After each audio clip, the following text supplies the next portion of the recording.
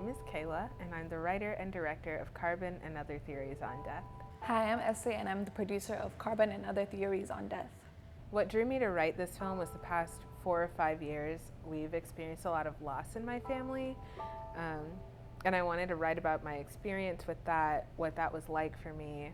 And so what really drew me to this was that experience. Carbon and Other Theories on Death is about an academically minded young woman whose name is Lana, who is grappling with the sudden loss of her mother. I think one of the biggest things that draws me to this story now is our protagonist, Lana. She's kind of quirky and introverted. I really love the story because it's a story about a female scientist who's doing something other than her job. It's her dealing with life, dealing with the very universal emotion of loss, which is something that we all have experienced or will experience at some point in our life.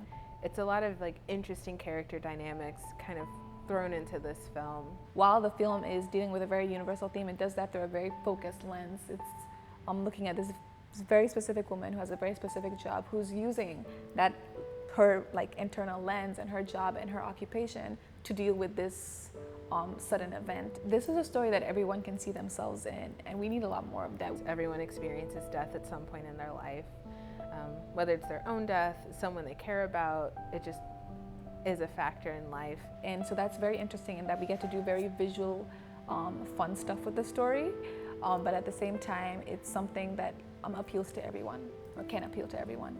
Even while we're doing things that are interesting that haven't necessarily been done before with characters you haven't necessarily seen before, you still get to relate to the story and feel empathy for this character or see a little bit of yourself in that character. The biggest thing I want people to get from watching this is there's so many different ways to grieve.